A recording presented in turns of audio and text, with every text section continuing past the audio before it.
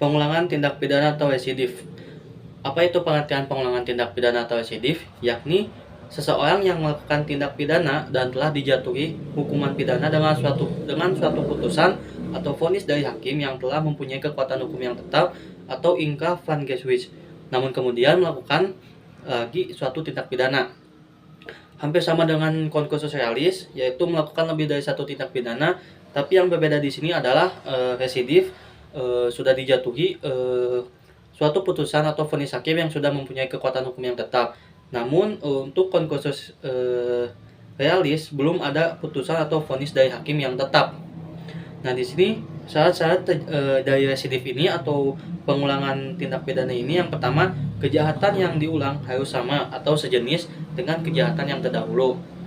Berikutnya, antara kejahatan yang terdahulu dan kejahatan yang diulangi harus sudah ada keputusan hakim yang berupa pemindanaan yang mempunyai kekuatan hukum yang tetap.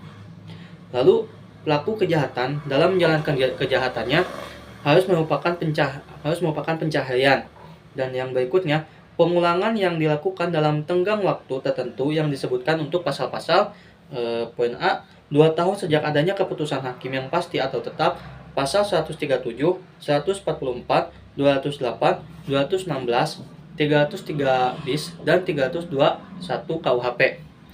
Dan yang berikutnya, 5 tahun sejak adanya putusan hakim yang tetap, pasal 156, 157, 161, 163, dan 392 KUHP. Baik, adapun pembagian dari residif atau pengulangan ini. Yang pertama, residif umum atau allgemeine Strafresidif. Semua pengulangan terhadap jenis tindak pidana apapun dan dilakukan dalam waktu kapan saja, pengulangan merupakan alasan pemberatan.